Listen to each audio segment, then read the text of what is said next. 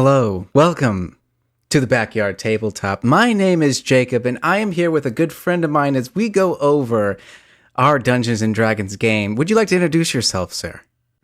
I am very uncomfortable with the energy we've created today. No, this is the energy that this whole podcast is going to have today. Hello, welcome.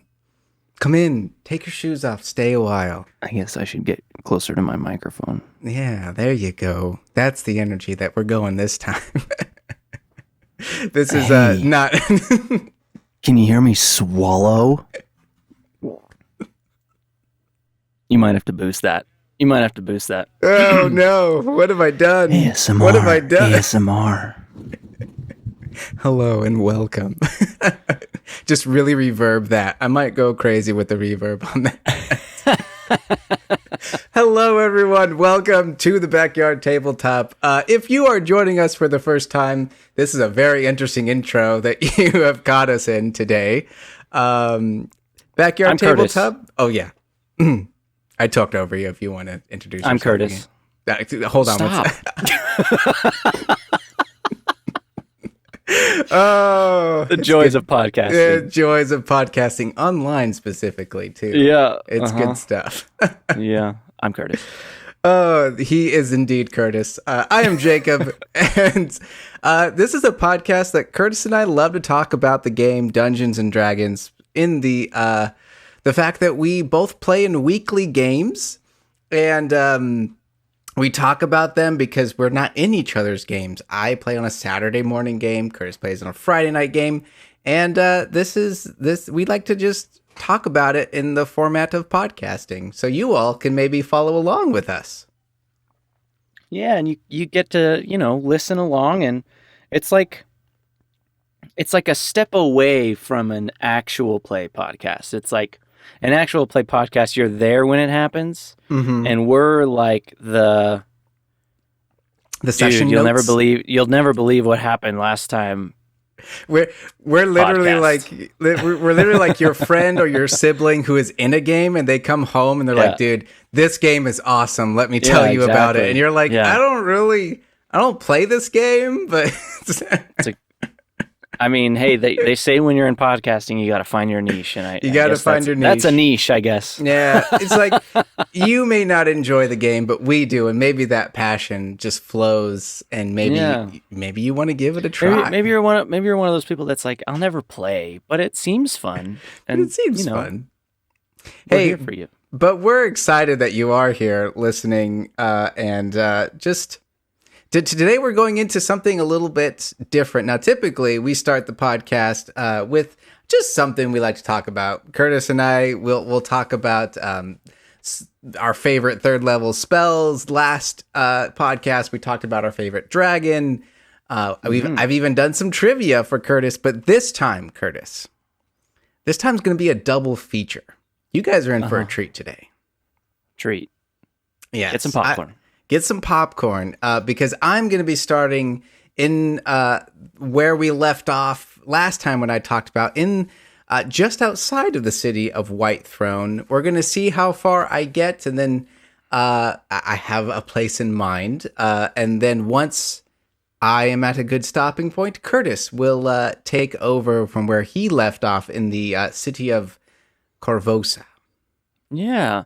We took a couple weeks off of recording the podcast and realized we're really far behind, and sometimes it's hard to remember the things that we're talking about. So we figured let's try and get as caught up as possible. So we'll have a little double feature here. A little double feature, get caught up, and also, I would love to get to a place where we can, even if we want to, take a step back and talk about an NPC if we want, or even talk about conspiracies or our thoughts. If a specific thing came up with a character we want to talk about, or even just mindsets of our character.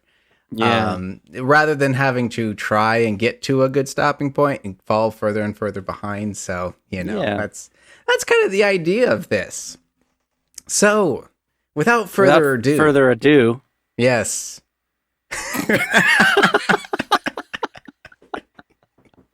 We are going to hop right in.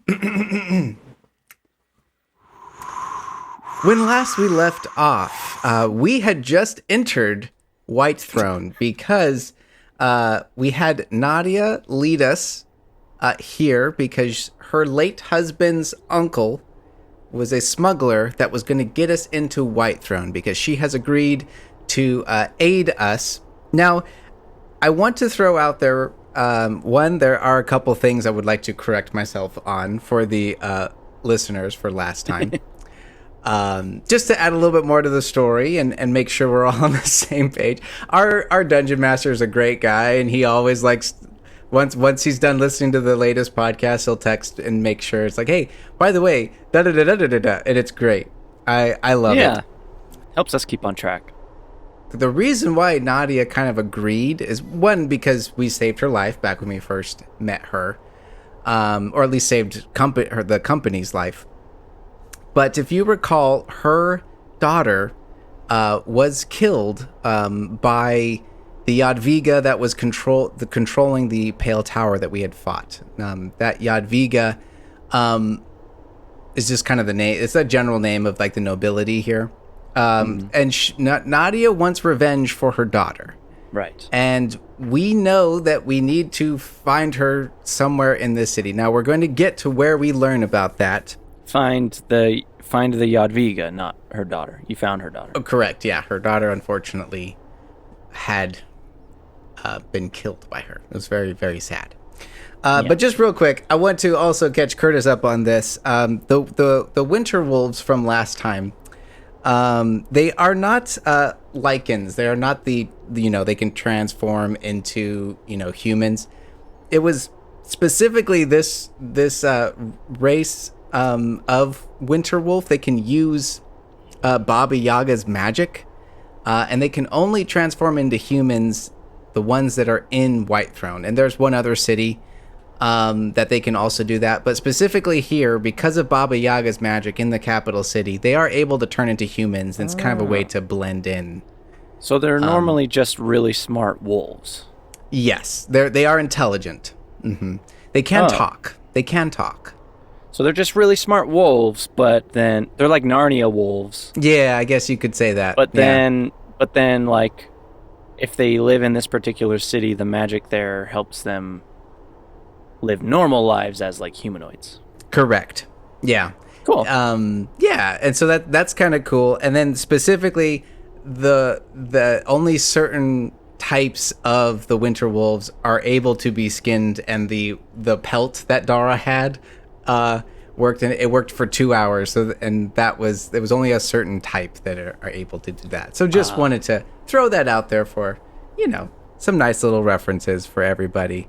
They're like wolf boys. They are wolf boys. They're wolf boys, and they're like, awoo. Well, they are very aggressive. They want to eat you, so... Well, they go, awoo. Yeah. Maybe a little bit more intimidating, but yes, I think that was 10 out of 10 impersonation. Also, the guards here in the fish market specifically are not actual winter guards.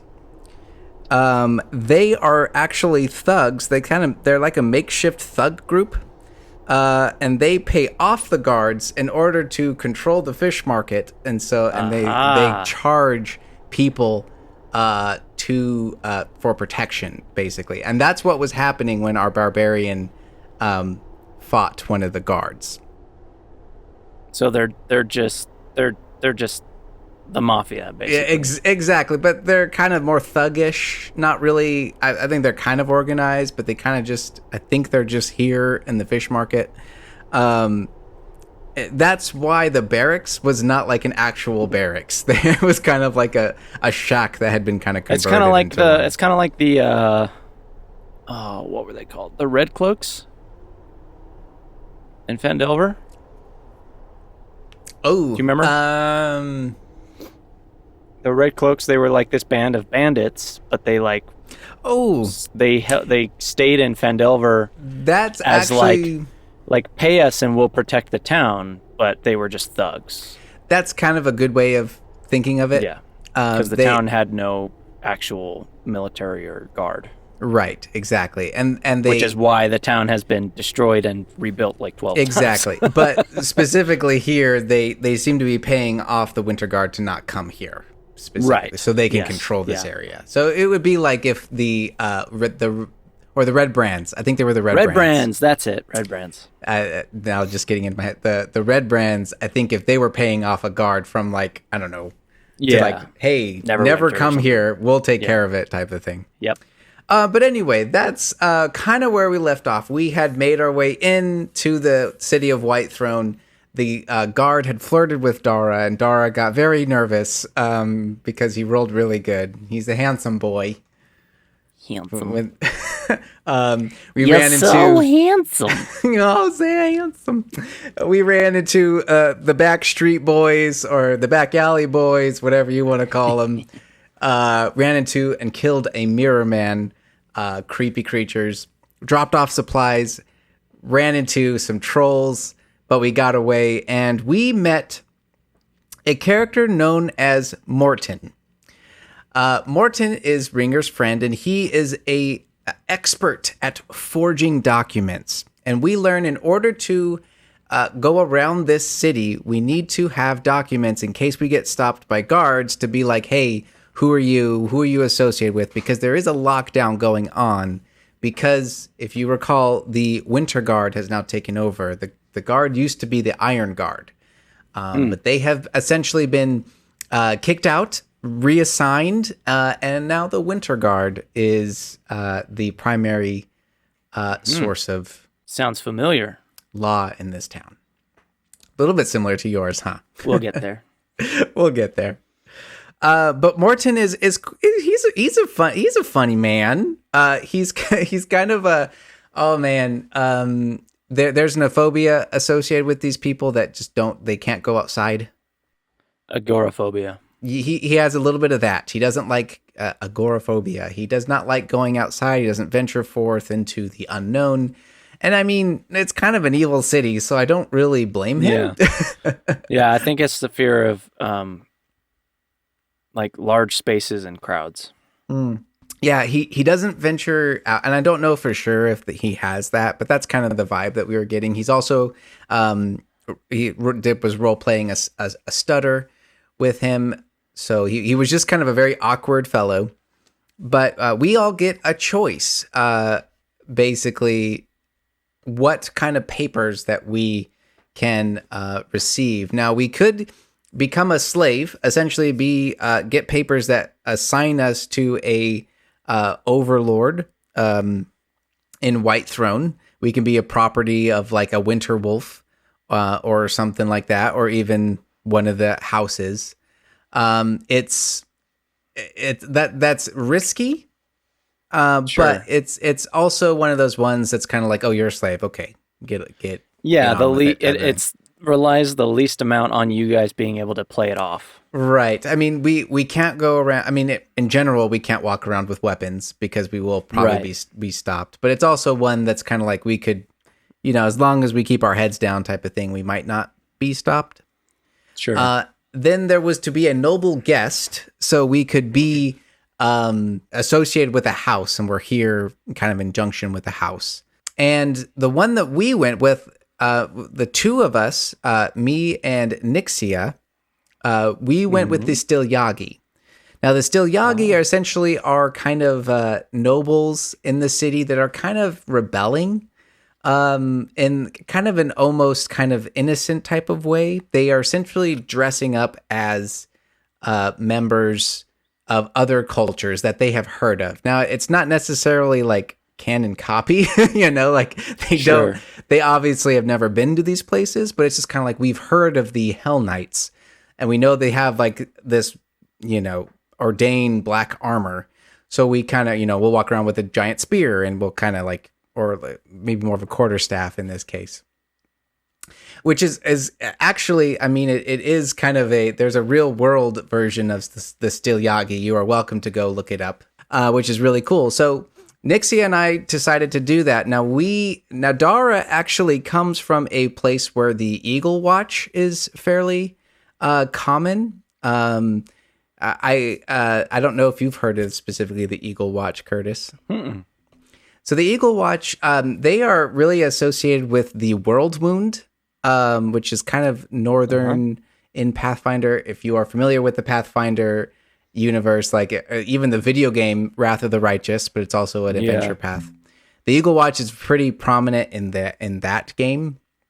They are kind of a force that's they're battling in the World Wound, which essentially like is the Crusades going on.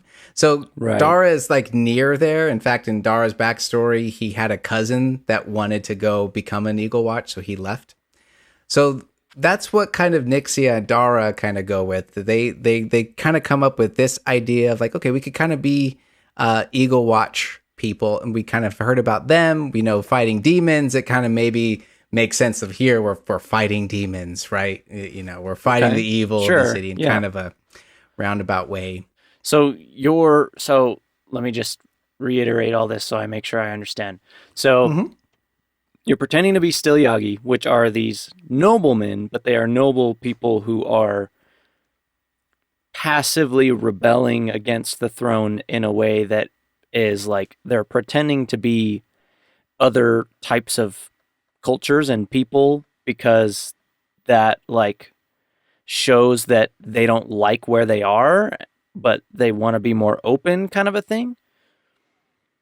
And so the culture, quote unquote, that you guys have picked is the Eagle Watch. Correct. Yes. Got it. So yes, thank you for summing that up. Yeah. And I'm not exactly sure why they're doing it. I think it's mainly just because this is an evil city and there's a lockdown going on. And I think it has this associated with that. And it's kind of a way to passively fight back, like you said, without just stabbing people in the street. It's just, you're just going against the status quo. That's all it is. Right. Just in what little ways you can. Right. Now, and also to put this in perspective, Whitethrone is a massive city. In fact, I think Dip actually looked up the numbers. I think it's actually slightly bigger than Korvosa, the city that you're in. Wow. That's so big. It's a massive city. Yeah. That's crazy. So it's also kind of, it's like you're not exactly going into this small town and like you see these handfuls. It's like, no, there's like thousands of people living here, and you know. But anyway, all that to say, that's what Nixia and Dara decide to go as. And Ethan's character, since he is a half orc, his name is Xavier, or we call him Zav. He gets a paper that says he's a slave, that he's assigned to us. And then our wizard, since he is an elf, he gets kind of, he becomes a noble guest. So we kind of get a variety of all three of them in our party. But it was kind of a way, you know, because like we have magic that's able to prevent us from getting too super cold in this place. So we're, you know, Nixia actually dons some of her old gear from where she is from, which is kind of like a deserty place, so she's able to kind of dress up in like a different, more exotic like fashion, which was kind of fun. It was really fun to role play and get into. Yeah. So Morton does that for us, and ringers are like, awesome. Okay, now we're gonna take you to the Heralds of Summer Return. Is the rebellion here, and essentially he's doing this because we know we need to find the marketplace. We know that we know somewhere in the city is the hut that belongs to Baba Yaga, and we have the keys in order to set the hut free, in order to get into the hut somehow. So at this time, I know I just kind of spoiled it with saying the marketplace, but at this time, we don't know that it is the marketplace. But we need to find out where it is, and so that hopefully the rebels, they kind of know more about what's going on in the city. So he takes us there. We do a couple rolls in order to make sure we get there without being stopped. We do get stopped by a couple mirror men who ask us a few questions, and whoa, they can talk. So they're telepathic. Oh, creepy. Yeah. So we get stopped, and we're kind of like trying to play it off. You know, it's been a while since we did this, so I don't know exactly, but I do remember it being very intense, and we had to make deception checks. And from what I remember, we rolled on the poorer side. We didn't roll very high. Even Dara with like a deception of a plus 11, I remember not rolling very high. but Dip rolled like a 2 and then a 4 or something like that on an insight. Just terrible, just garbage. So great. We got lucky that time, from what I remember. It was really fun. It was really intense. But we did get stopped. Our papers did get looked through, but they were like, okay, getting on their way, and it was really close to a fight, but yeah, we managed to, or at least suspicion. I don't know if it would be a fight. Yeah. So we get further in. We keep going into the city, and this is where we kind of come across. We learn the main road in Whitethrone is I'm gonna look up the name of the road real quick, because it was a pretty it was pretty dark. The Bone Road, that's what it was called. So as we're kind of exploring the city and going further into it, I just want to note, I mean, if you recall when I was talking about the outer wall, it being kind of like bone-like. Yeah. The main road here in Whitethrone is called the Bone Road. And you are literally walking on skulls. Wow. Now, legend has kind of said that these are like now, I don't know if it's legend or true, but these are basically the people that Baba Yaga has killed when she first was conquering this area, and it's kind of became where she put the heads of the people that they have killed, and when they took over. Very, very kind of thematic, if you will, and then kind of whenever it's like, you're actually walking on bones. So when it kind of getting to the point of like, they eventually start breaking down, they put more skulls there with their captives or whatever. Yeah. So this is kind of almost setting the atmosphere of this place. Oh, we've got a pothole. Kill another prisoner. Oh no. So it's just that road alone was just like, oh my gosh. But then also just the way Dip was describing the city, we saw all manner of creatures, trolls, goblins, all about. He takes us to like this area, and it's almost like a greenhouse area, because this is essentially where they're able to grow like vegetables and fruits and stuff. There's a greenhouse. Underneath that greenhouse is where the rebels are kind of staying. They're kind of hidden away. Well, that's thematic. Yeah, so their whole thing is like wanting spring to return, and so they live under the only place where things grow. That's cool. Exactly. So it's kind of thematic and fun, and it was just interesting. In fact, some of the roleplay stuff, we had like pieces of apple and stuff, because it's like a rare thing to eat fruit here. That's cool. Yeah, so Ringer brings us in, we meet some of the people, and we get to meet the leader of the Heralds of Summer Return, and her name is Solvig. Solvig. And she is a cleric of Maloney, I believe is how you pronounce that god. Maloney baloney. Maloney, I hope she doesn't hear you say that, Kurtis. Just divine intervention, you. Maloney, huh? Maloney. Mulaney? Mulaney. Yeah. So I don't know if that's right. I'm just guessing.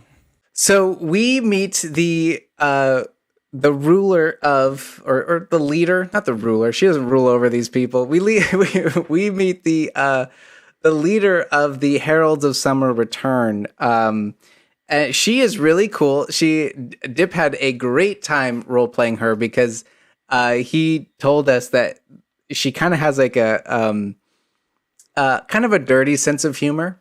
She's kind of she's kind of playful that way. So she kind of, she's sarcastic and will like randomly flirt with you in kind of that way, right? Yeah. So he just had a great time. He basically was just like, he read that and was like, I could do this. It's like, so she is a cleric, which was really cool to kind of see here. Now, Mulaney is a lesser deity. She's not like Milani. she's not Milani. Milani. I'm just gonna say the Everbloom. Okay. You guys could totally go look it up if you are so inclined. She's known as the Everbloom, and she's a lesser god from what I understand. But she is the god of basically fighting against oppression, which is thematic here. What was even more cool is that Sarah rolled a really high insight check on her. Now, because of the runes that Sarah Nixia has, she gets advantage on insight checks, and so she rolled really well. And the thing that was odd is that she did not see a divine symbol like the symbol of her god anywhere on her person. So it was kind of one of those things where like Nixia was kind of like, wait, hold on. So is she really a cleric? She's claiming to be a cleric. Is she really? And so she then rolled a perception check in order to see if she can find something, which again, she rolled decently well. And she saw that Solvig was wearing a red glove, a very like blood red glove. And kind of like woven into that was a rose. Now, the Everbloom is symbol is a rose, and so it's kind of in this. It's hidden by a blood red glove. So it was a way for her to be able to have her symbol without anyone finding out that she has. Yeah.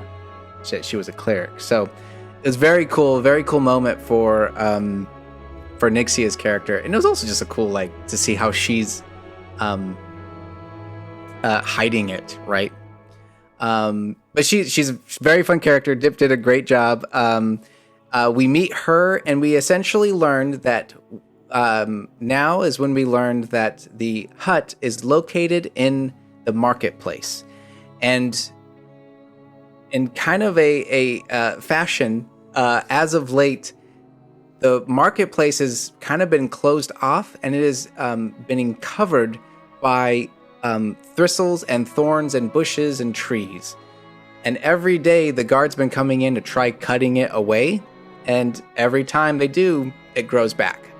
Oh, that seems fishy. So it seems to be like a way. We believe it's associated with the hut, and later we do learn that it's almost kind of a self, like a security system, if you will, by the hut. So we learned that, and so it's like, okay, so we know we need to get to the marketplace.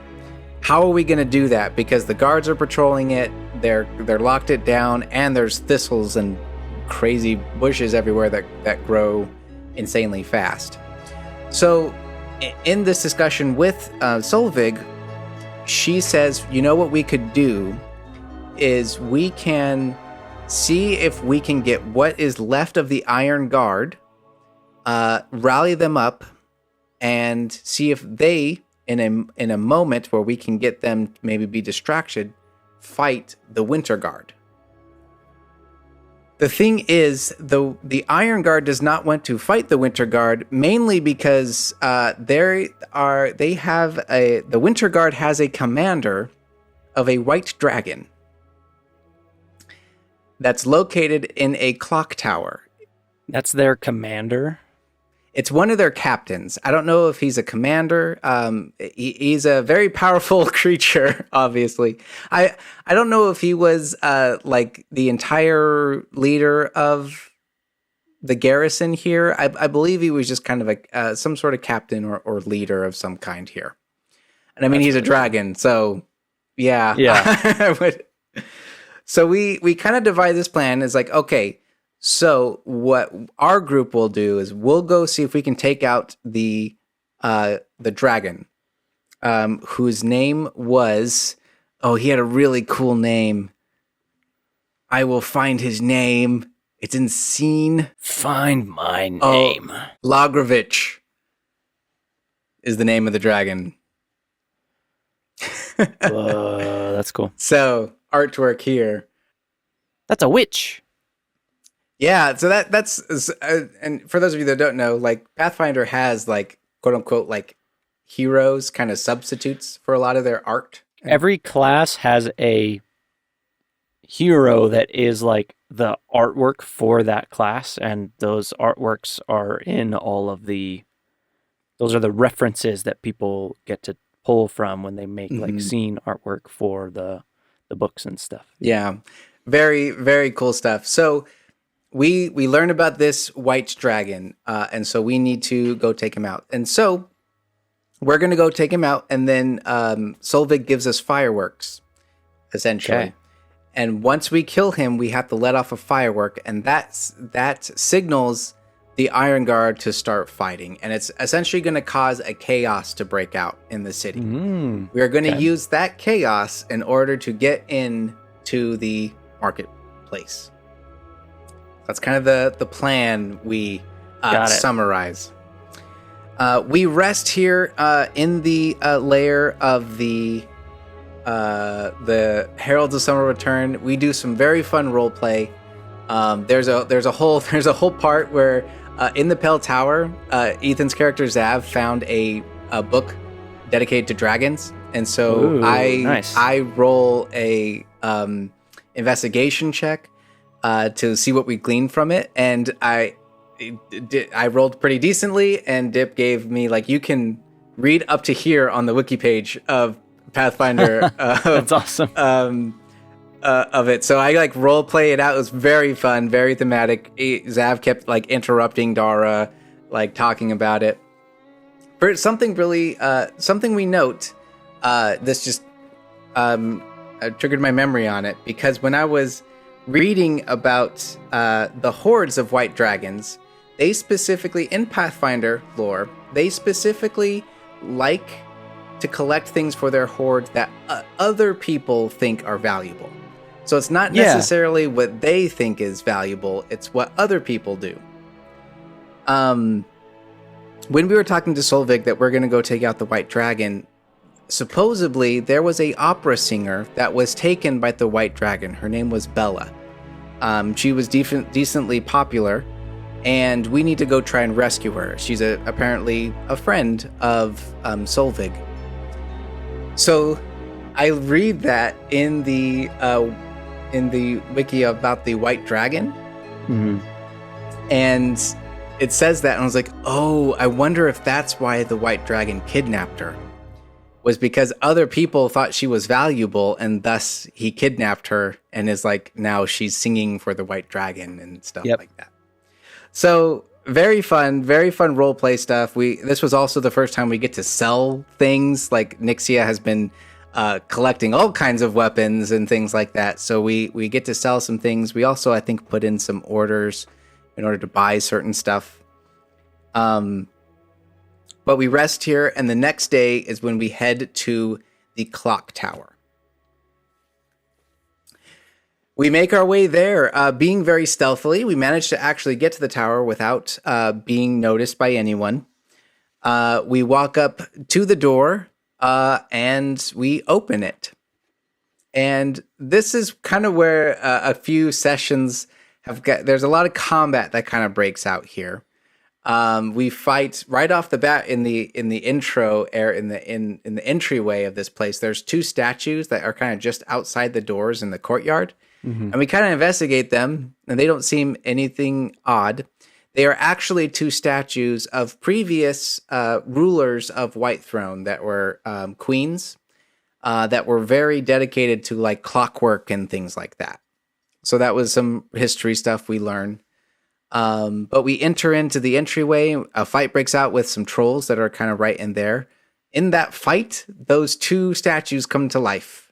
And they're essentially gargoyles, and they start attacking us. Kind of a brutal fight because we were surprised by it. And also, I believe it's certain weapons, I believe like slashing and piercing weapons, when you attack these creatures, you have to roll a strength saving throw. And if you fail, your weapon shatters. Whoa. So Nixia lost her cold iron sword. Oh, no. So it was very tragic. And it was a high save, I think. It was like a DC 15 strength saving throw or something. Wow. It was a little rough, but we managed to clear out some fighting. There was this is really interesting. In one of the side rooms in this lower first floor, Dara finds in a chest, opens it up, and there is a sketchbook of very well done sketchbook of a bunch of noble Yadvigas in scantily clad underwear. Wow. It's very well done, and so it's one of those things that was kind of like, oh, this is interesting, and I was just kind of like, this could probably be treated as some blackmail material. Like, okay, Sure. so that one was of note. There's we learned that there's a place where they're actually cooking. Like there's trolls here, and they're cooking people and eating Oh, geez. people. It's awful. It's awful. And so we kind of clear out this first floor, and we're as adventure parties do, we're kind of not running low, but we're realizing that there's like 2, maybe 3 more floors before we get to the dragon. So it's kind of like, are we gonna try to just clear this floor by floor? And so we kind of come up with the brilliant plan of our wizard had found a wand of spider climb. And so we kind of come up with this plan of like, what if we just cast that on ourselves and climb up the side of the tower all the way up to where the dragon is? Just shortcut to the top. And so we do that. Now, there was this, rules is written. We didn't do it properly. We were talking about this after the session too. So don't get on me. It's like you can't cast it on more than one person. I was like, yeah, but you could theoretically hand it to the other person. Whole big deal. But rule of cool, if you will, we managed to climb all the way up the side of this tower.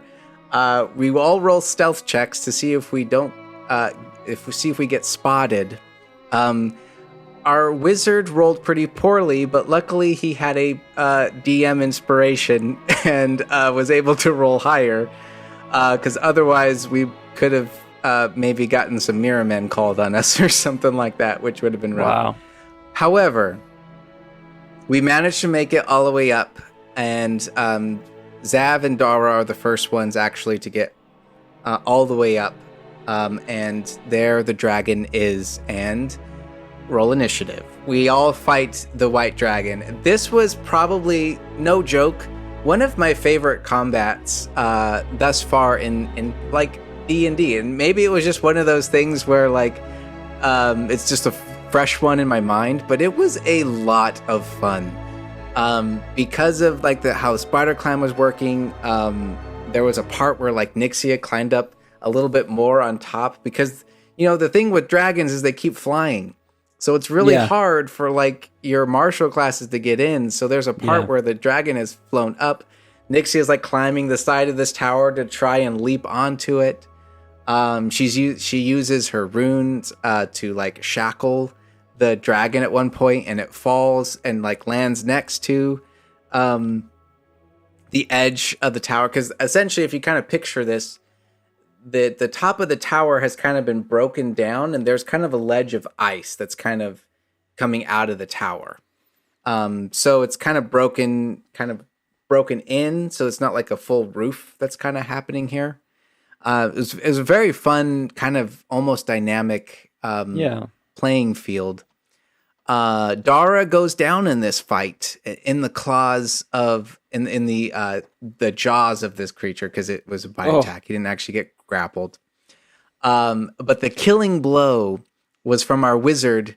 Our wizard casted Wither and Bloom, I think is the name of the spell, and he like pulled energy out of the dragon, and then I believe the ally can roll a hit die in order to gain healing back. Yeah, Wither and Bloom's a cool spell. It's like, it's a 10-foot radius, and so let me see. Any creatures of your choice in that 10-foot radius have to save or take 2d6 damage. Mm-hmm. And then one other creature of your choice in that radius can also regain a hit dice worth of can spend a hit die basically to regain hit points. And so that's how he brought Dara back. So that's awesome. It was a really cool moment. Very, very cool fight. And Dara kind of comes like shooting up, and basically this whole time I've kind of been role playing Dara as being very terrified of fighting the dragon. So it was really kind of fun that he actually fell unconscious by it. And so he like shoots up and like hugs Saurian, who saved his life, basically. And with that, we begin looting the lair and let off a firework for chaos to start breaking out in the city. And that is where I will end it, good sir. That's fantastic. I knew I wanted to get to the dragon fight, so... That's really cool. Love a good dragon fight. Love a good dragon fight. And we when we pick up next time, we'll probably be getting to the marketplace and seeing what's going on. You're gonna find that hut. Gonna find that hut. Mm-hmm. But enough about me, Kurtis. Enough about me. Things are gonna get hot in here. What is the weather like in Korvosa? In Korvosa, it's sunny and coastal and beautiful every day. You like it's like if my character and your character met, it'd basically be like the small town country guy from like, you know, Arizona or something meeting like the California person, the guy from San Francisco. Yeah. Yeah, absolutely. So last I left off talking about my campaign. We had just gotten back from exploring the catacombs, trying to find a necromancer. Failed again. Oh no! Again, second failure in a row. We lost Trinia, and we couldn't find the necromancer. 2 failures in a row. Ugh. We need a win, Jake. One might have been written in though. We need a win. So okay, the group needs a win. So we go to this execution, thinking we're about to watch the consequences of our failures enacted in front of us, and instead, a man in black clothing and a mask saves the day where we could not. Blackjack saves Trinia from her fate. We help him in what little ways we can without giving ourselves away. Help him get away.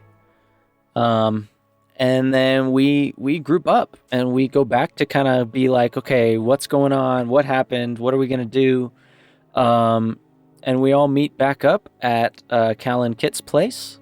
I spoke briefly last time about the conversation Cal had with Elora. Because she was like, yes, I'm glad he showed up because otherwise I would have done something. And I'm like, but you said you weren't going to, though. So did you just lie to the group or so? So that was great. But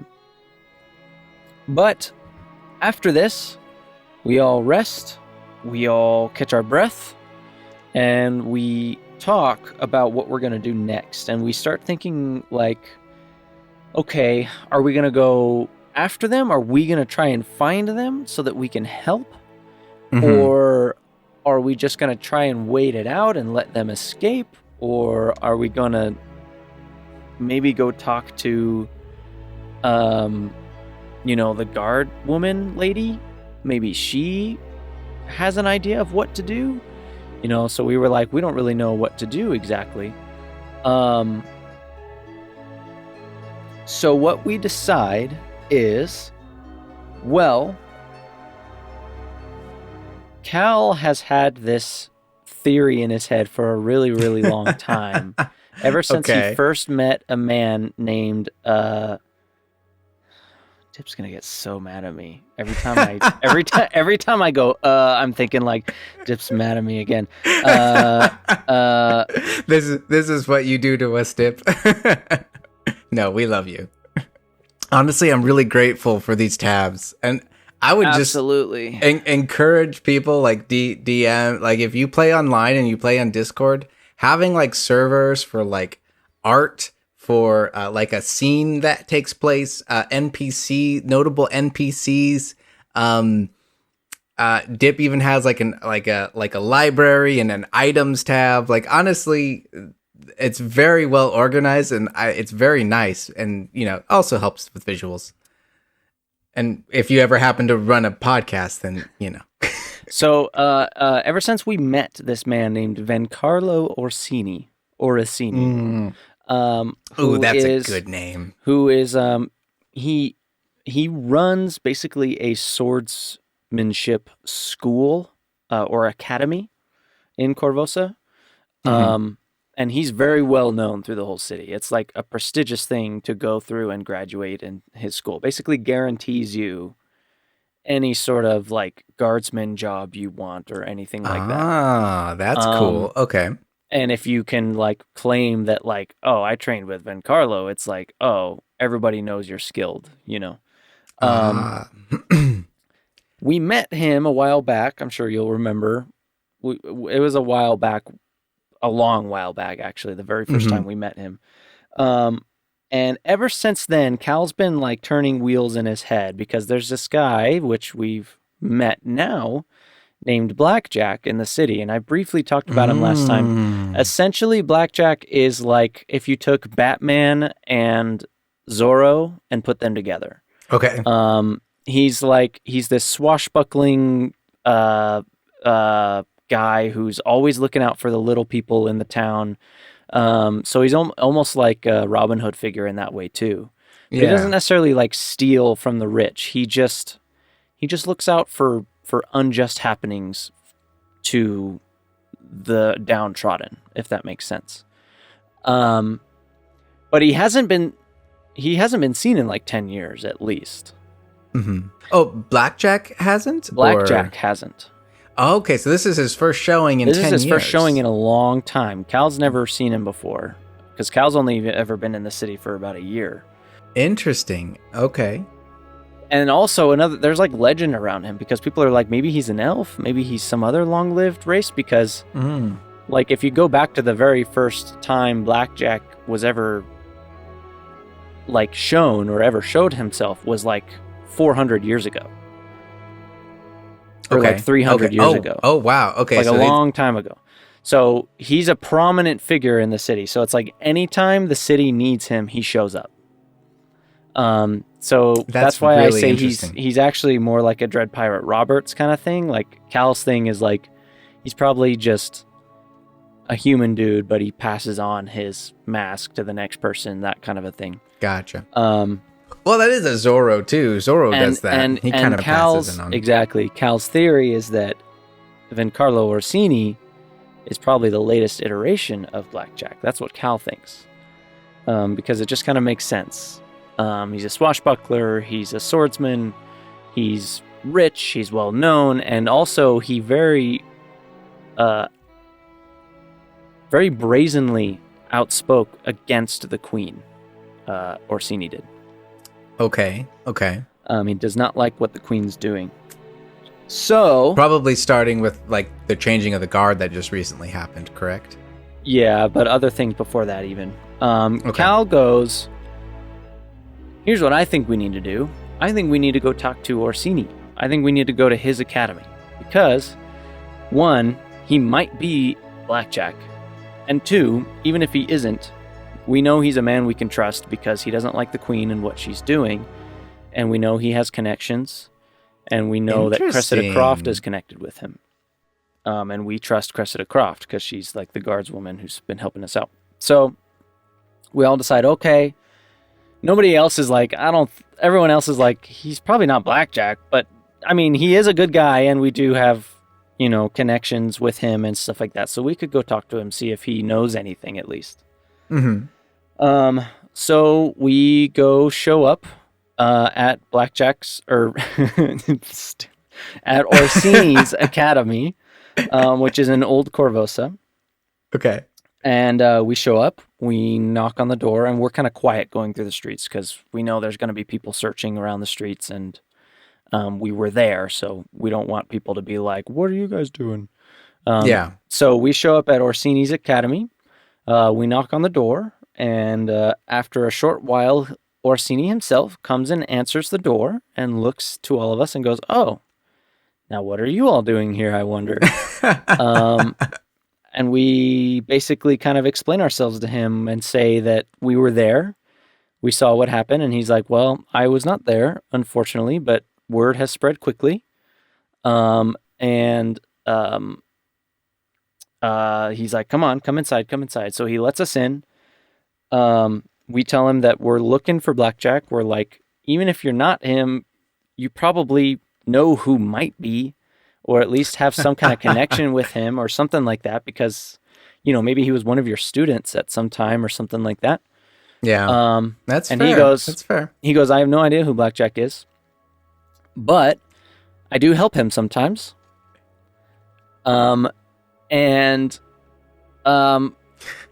He goes, "Wait here," and he disappears upstairs. And a few minutes later, he comes back down with Trinia. Ah. And he says, "I'm well liked in the city. I'm well trusted. Blackjack knew this would be a good place to hide her, so he brought her to me." Okay. And he says, "I actually do think there's something you guys can do." He says, "Have you talked to Cressida yet?" And we're like, "No, not really, not yet." He's like, "Okay, well, you should probably do that." But he says, "What I could also use your help with is I've been setting some things up to try and get Trinia out of the city. This is what Blackjack trusted me with to get her out." He says, "I have set up a meeting for her to meet someone outside of the city who's going to take her away so that she can be far away from the city and wait until things cool down." Yeah, or go to a new city and live a different life. He says, "Here's what I need from you guys. I need you to be her escorts. I need you to get her out of the city, get her to this meeting place. You don't have to go with her all the way to the new place she's going, but get her to the meeting place and help her out." He says, "If you do that, I'll be in your debt." And he says, "I can't do it because I'm too well known, and also I kind of just need to disappear because I've been out speaking against the queen, and it's becoming very apparent that that's not a good thing to do anymore. And so I'm leaving too," is basically what he says. Okay. So we're like, "Okay." He's like, "By the time you guys get back, I won't be here." And so we're like, "Okay, we'll do this. We want to do this. We want to help." So we basically formulate a plan with him to leave through one of the lesser gates of the city that's very common for like tradesmen to pass through and stuff. Okay. And he says, "What you should do is just don't bring attention to yourself. Just find a group of tradesmen and just make conversation with them as you're passing through. You don't have to become part of their troop. You don't have to act like you're tradesmen yourselves. Just act like you're just leaving and that it's just normal, and don't bring any attention." The Assassin's Creed go up and hang with the monks. Yep. And so he's like, "You can disguise yourselves, but don't make it like showy disguises, just to make yourselves look normal, because right now you don't look normal. You look like adventurers. So just look normal." It's like full of weapons and covered in weapons, bright clothes. He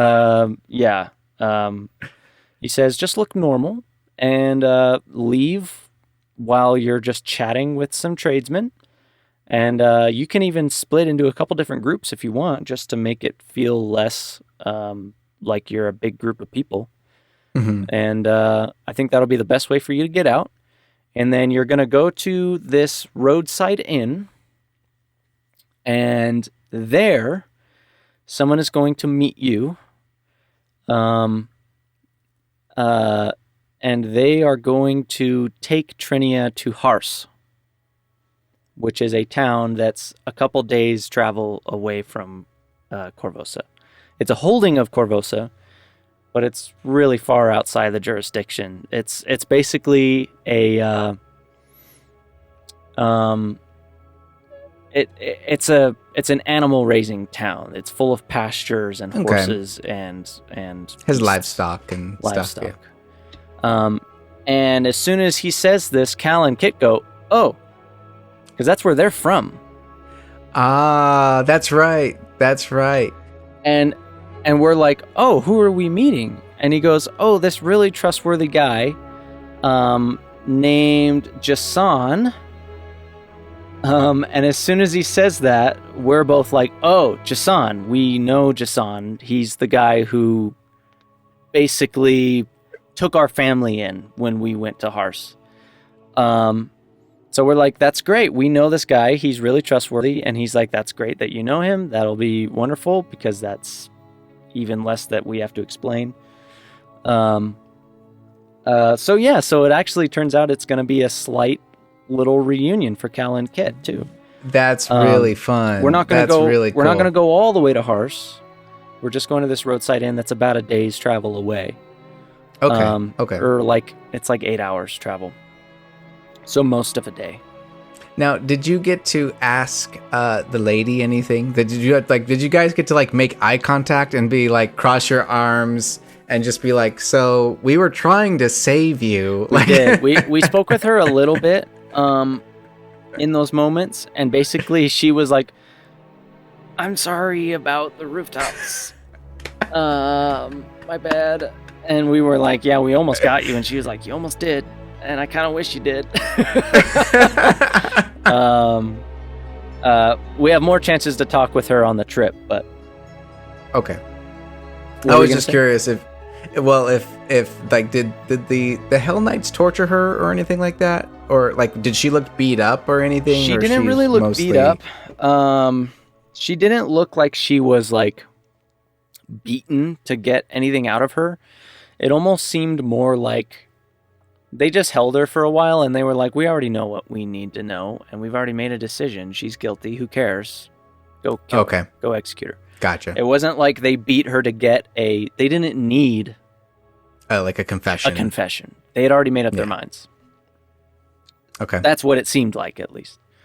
And the Hell Knights here, like, they're still evil, but they're not just gonna beat somebody for no particular reason, like like they might beat a Schwanti for no particular reason because they're racist, but but oh no, like your average law-abiding citizen, they're not just gonna beat them in the streets unless they just straight up make a fool of themselves and just defy law. You know what I mean? Yeah. Okay. They are still lawful, so they're not just gonna go crazy and beat somebody. Okay. Anyway, so we talked briefly with her about it. Like, "You're good with this? Everything's good?" And she's like, "Yeah, I really want to go." She was like, "I was really happy that, Blackjack got me out of there and all that kind of stuff, and really glad that you guys helped." So we're like, "Okay. Then we'll do that." And we were like, "We'll meet here in the morning. We'll pick you up and try and basically leave town around noonish because that's when a lot of the caravans start leaving." Mm-hmm. Yeah. Or like early evening. And so for the rest of that day, we go back and speak to Cressida. We all go in and meet with her. And she is kind of a mess. Now, this was the captain of the guard? The field marshal. So like the field marshal. Yes. Like she's like she doesn't patrol. She just tells everyone what they're doing. She's the complete tip top of the guard. Gotcha. Okay. So field marshal for the whole city. Yeah. Okay. Great. Cressida Croft. And so we go talk to her. And again, this is one of the only times we've ever like met with her in complete privacy. Okay. So we go in and meet with her, and she's like, "So what happened? I know you guys were there. I know what went down. What happened?" And we were like, Blackjack got her. And she was like, okay. She was like, do you know anything else?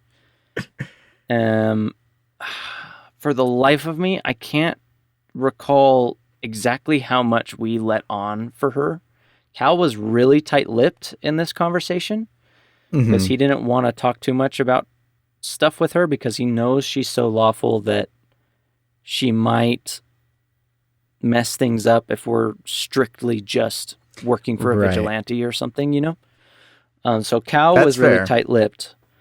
This is the quintessential of working for a chaotic good person and a lawful good person. Exactly. Yeah. So he was like, we think she's safe. We're pretty sure she's safe. And Cal basically said, we're going to go away for a few days because the city's getting crazy. So we're going to get out for a little bit. And she was like, okay, well, don't go too far. Come back. We need good people like you here. And then she says, but with how things are going, the average city guard is not long for this world. The queen is implementing her own guard, and that announcement is coming very, very soon. Okay. And actually, as we walked in there, we already started seeing some guards that had switched their cloaks, which were normally gray, I believe, had switched them to red cloaks. This new group is going to be announced soon, and they're basically heading up. They are the top dogs and everything. Like, even I'm going to be under them. Okay. And she's like, I'm really worried that pretty soon here, I'm not going to have any pull. I'm not going to be able to do anything. And so she was like, here's what I need. I need your badges back. Ooh, okay. Because essentially she was like, it would be better if you're not connected with me. Because then you can keep doing good. Because here pretty soon, I don't know what I'm going to be able to do. Interesting. And this made Cal really upset, actually. Yeah, okay.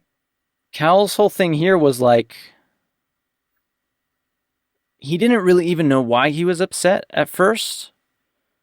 But through thinking about it later, I think Cal was really upset here because he felt like she's in a place of power and she's not using it because she's worried about staying there and making sure she keeps it. Okay. And she's keeping it for good reasons because she's like somebody who's actually lawful and a good person needs to be where I am. Yeah. And I can't trust anybody else. Like if they replace me, I don't know what I can do. I can't do anything. And so basically it was like, there's a separation that needs to happen now because I'm going to try and keep doing my thing, but I don't know for how much longer I'm going to not be under her thumb. So let's separate so you guys can keep doing your thing and hopefully you guys can keep doing good. So we all turn our badges in. We let her know we're going to be out of town for a couple days. We go back, we rest that evening. We go the next morning to Vencarlo's place. We find Trinia there, who's like in full disguise now. She's got like a wig on that's like curly cues and long, and she's got like a big straw hat on top of it and like traveler's clothes.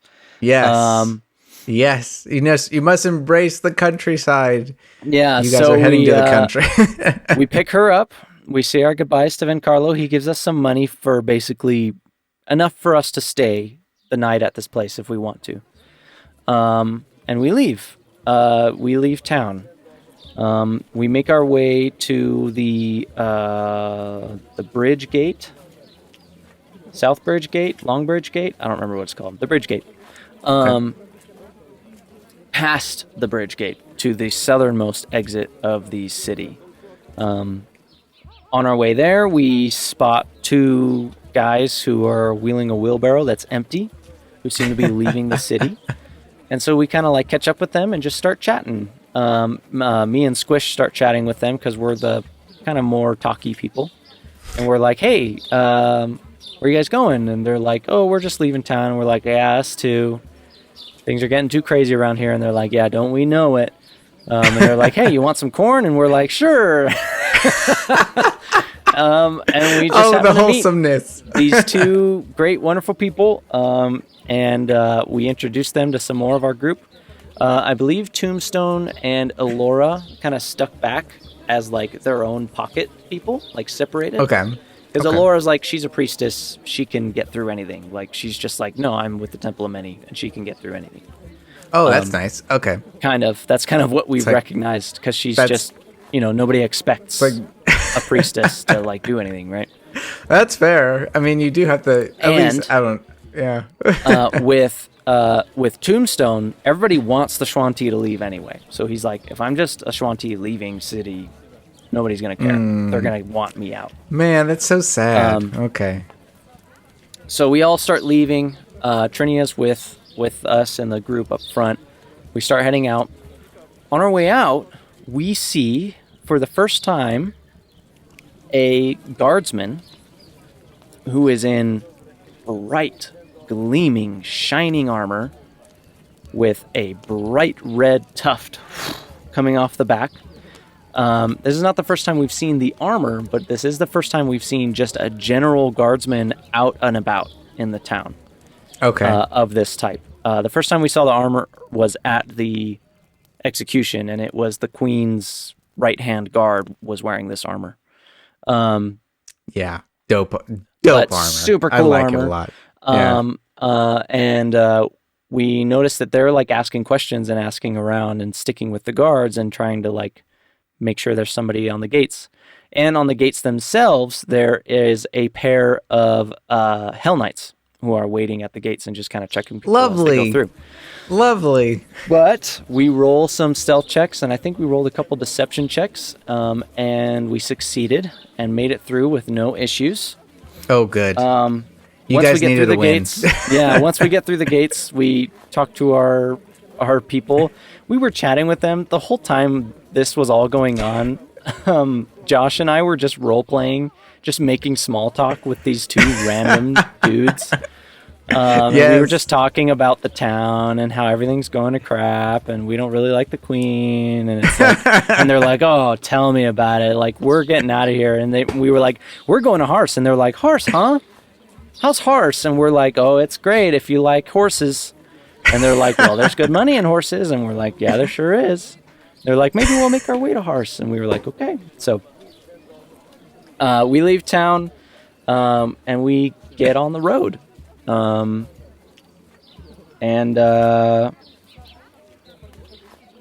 think that's where I'll call it today. We get on the road. Yeah.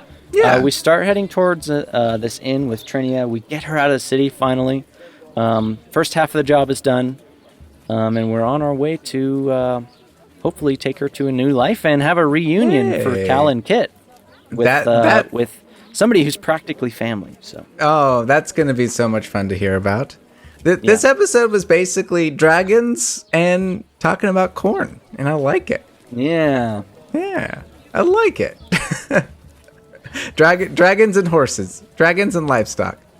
I don't know. I'll think of a fun, Corny clever dragons. name. Corny dragons?